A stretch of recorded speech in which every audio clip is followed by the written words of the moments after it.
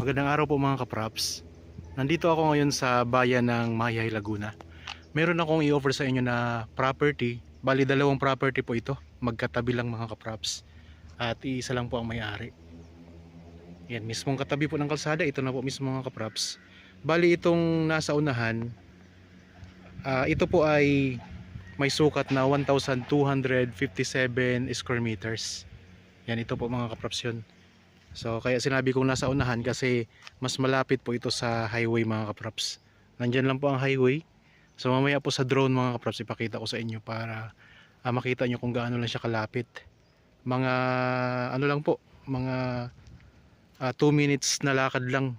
Highway na po yan mga kapraps. So wala pang ayatan 2 minutes eh. Walking distance lang po. Tapos ito yung simula ng property. Yan, ito po mga kapraps. So, street po yan papunta doon. Yan po. Ito po yung mga tanim ng property mga kapraps. Marami po siya mga good lumber. So ang frontage nitong 1,257 ay nasa 20 meters po. So ito yung mga tanim niya. May mga saging po tayo na tanim. Patag na patag po ang lupa. Mayroon ding tanim na puno ng durian to mga kapraps. Ayan po, durian po yan. May mga bunga na rin po yan. Ang katabi po nito, so ito lang po ang katabi na mismo ng property. For sale din po yan. Ang sukat naman po niyan mga kapraps ay 2,400 square meters. Ang dokumento po nito mga kapraps ay tax declaration pero clean tax deed po ito mga kapraps. So hanggang dito po ang boundary ng ng 1,257. Ito po yung 1,257. Yan mga kapraps. So pareho po itong tabing kalsada. Ang distansya po nito sa town proper ng Mahayhay ay nasa 6 minutes travel time lang po. Yan, itong may kulay na pula na ito yung boundary ng dalawang property. Itong sa kabila naman po, itong nasa kanan po mga kapraps, ang 2,400 square meters ito. Napakaraming mga lansones mga kapraps at ang daming bunga ng mga lansones. Itong 2,400. Mayroon ding puno ng durian oh. Ayan, may bunga na rin po yan.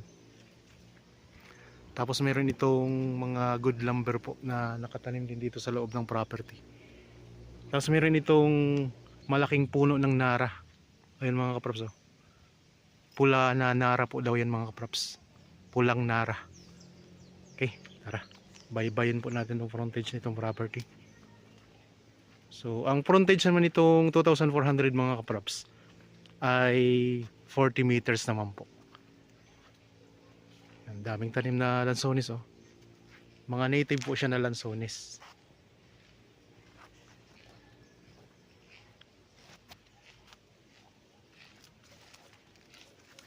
Tapon po.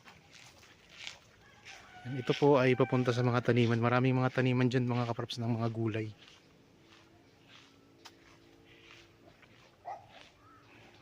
Daming bulaklak oh. Sa ngayon mga kapraps, itong mga bunga nito ay nakapakyaw na. So may pumakyaw na po nito. Kasi ang kalakaran dito sa Mahayhay, pinapakyaw na nila ang mga puno kahit hindi pa namumunga. So ibig sabihin pag namunga na po, sila na po ang may-ari. Yan, tingnan nyo po yung katabi ng property oh. Mga taniman din po yun mga kapraps. May mga bahayan na rin po itong mga katabi. Yan po. May mga taniman din ng gulay. Farmlot din po siya mga kapraps.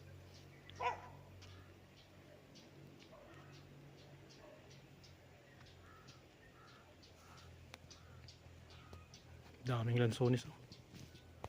Punong-puno siya ng lansones.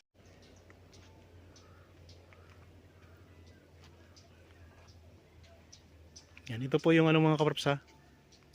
Ang 2,400 square meters. So ang boundary po nito mga kapraps ay dito po. Sa may mga halaman na to.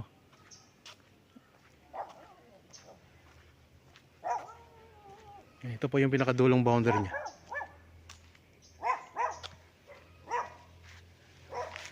So So diretso po siya pag ganun po. Bali ang korte ng lupa mga kaprops ay rectangle. So, napakaraming tanim mo. Ang presyo po nito ay makikita nyo sa description box at sa title po nitong video. So napakalapit lang po sa National Highway. Papunta po siya sa Mahayhay to Lokban Road mga kaprops. Ito yung puno ng nara na kulay pula daw po ito mga kaprops. Ayan, pulang nara. Dami oh. Daming bulaklak. Tapos ito may mga bunga no. Ayan, may mga bunga ng lansones. So ako nga po pala mga kaprops si Buds na lagi nyong kasama para sa virtual viewing sa mga property na in-offer namin.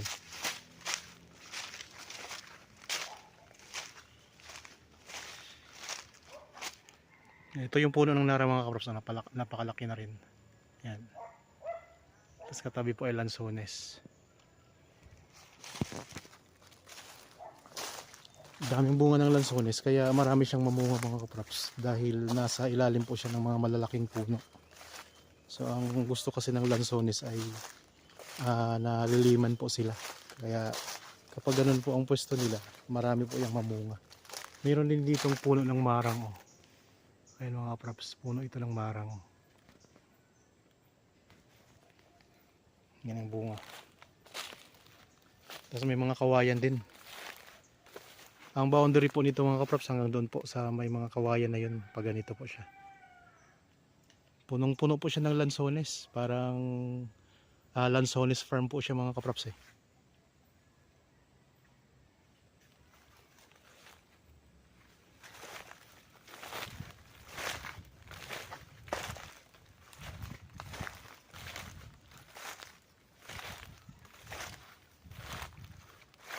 Maganda tong property na to.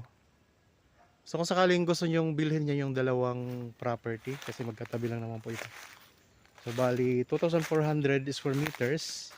Ito ngang iniikot natin ngayon. Tapos yung katabi po ay 1,257 square meters. Ang distansya po nito sa Metro Manila mga kaprops ay nasa 3 oras po. Papunta dito sa property sa Mahayhay. Tapos ang Mahayhay naman po ay katabi po ng Lokban, Quezon. Yung kilala po sa sikat na pasyalan lalo na pagmahal na araw yung Kamay ni Jesus mga kaprops. Pwede itong ano mga kaprops eh, pwedeng gawin yung resort o kaya rest house kasi tahimik yung lugar. At malamig po ang simoy ng hangin dito.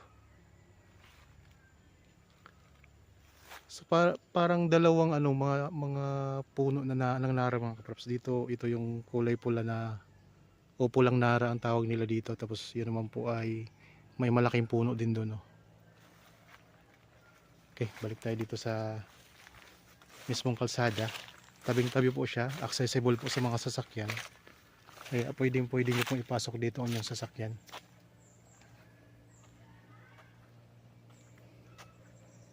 Yan, patag ang lupa nito mga kaprops. Walking distance lang po papunta sa highway. Ang mga tanim marami po. Mga durian, napakaraming lansones. Tapos ang daming mga mga kaprops, mga good lumber din ng mga tanim dito.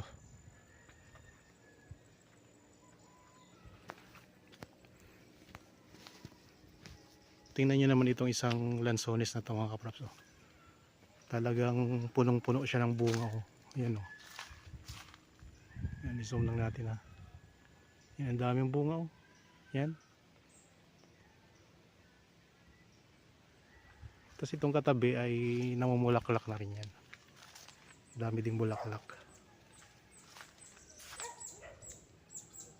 Lansonisan po ito. Dito po sa Mahayhay. Ang Mahayhay po ay katabi po ng Liliw, Laguna. Kaya ito po ay malapit na sa Mount Banahaw. Kaya malamig po dito ang klima. Tapos ano po siya. Talagang nature na nature ang dating nito. Kasi marami pa tayong makikitang mga tanim dito mga kaprops. Tapos dito sa may boundaryhan nitong 2,400, ito mayroon siyang puno ng durian ito. So marami na rin bunga, oh. Durian. Yan, kung ganitong property ang inyong hinahanap, pwede nyo kaming kontakin mga kaprops para mapag-usapan natin.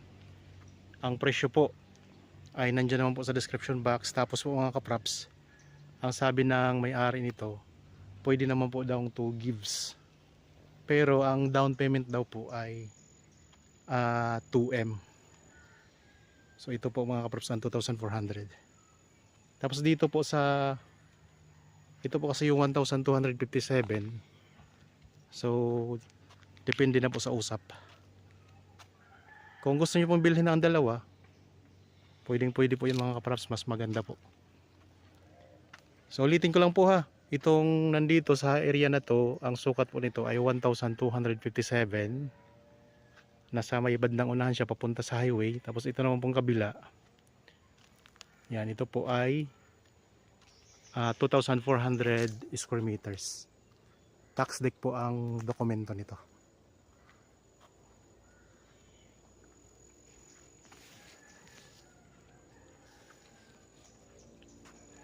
Yan, tabing kalsada lang po yan mismo. Okay, ipakita ko naman po sa inyo mga kaprops ang aerial view nitong property.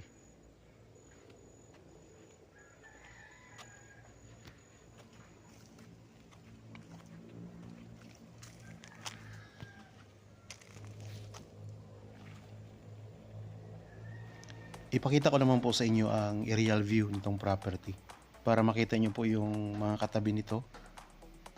At ipakita ko rin po sa inyo ang highway mga kaprops mula dito. Yan, may mga katabi po tayong taniman ng gulay. Tapos ayan po ang kalsada papunta sa highway yan mga kaprops.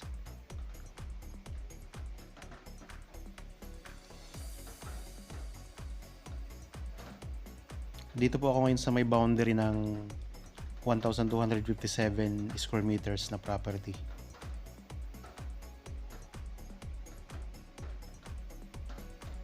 So dalawang property nga po itong ipapakita ko.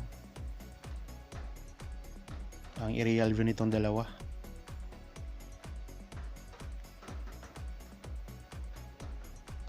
Yan, ito yung kalsada. Ayan po, kita natin dito ang highway. Yung pakanan mga kaprops, yun yung papunta sa Lokban, Quezon. Tapos ito naman pong papunta sa kaliwa, yung direksyon na to, ito yung papunta sa town proper. Mga nasa 6 minutes travel time lang po, mararating na natin ang town proper.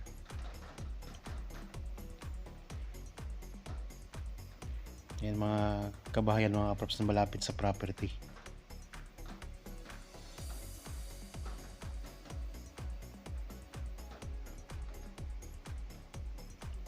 Ito na po ang aerial view.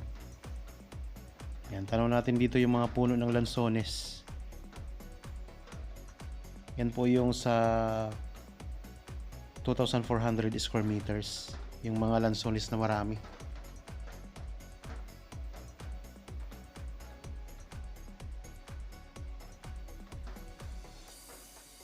Yan, ito po mismong katabing kalsada mga kaprops ang property na to.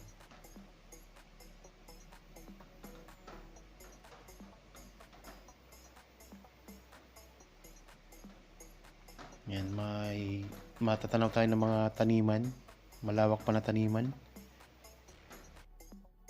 Matatanaw din po natin dito ang Mount Banahaw. Yan, medyo malapit na po tayo mga kaprops. At ito lang po ang property, oh.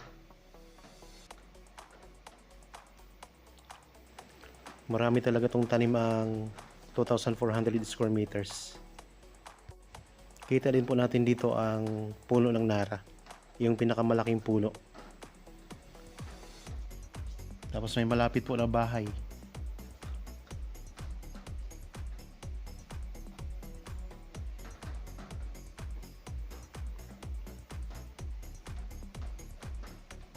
So yun naman po ang kaharap natin.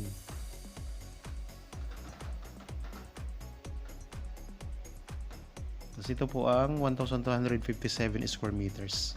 Katabi ng 2,400. Ayan mga kaprops.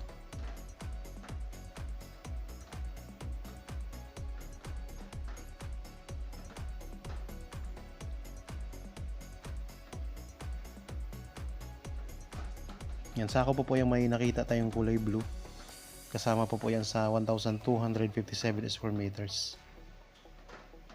At yan po ang highway mga kaprops. Okay, tingnan natin. Ipakita ko sa inyo ang highway. Yan, walking distance lang po. Tulad ng nabanggit ko, 2 minuto lang po mula dito sa property ay mararating na natin ang highway. Nandito na tayo sa highway mga kaprops. Ayan, malawak po yung kalsada. Kasi yan yung kalsada mula Mahayhay papuntang Lucban, Quezon.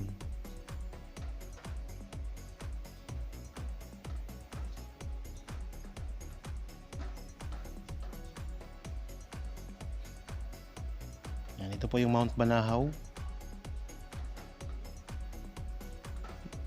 Malapit na lang po tayo sa Mount Banahaw. Okay, maraming salamat po sa iyong panonood mga kaprap.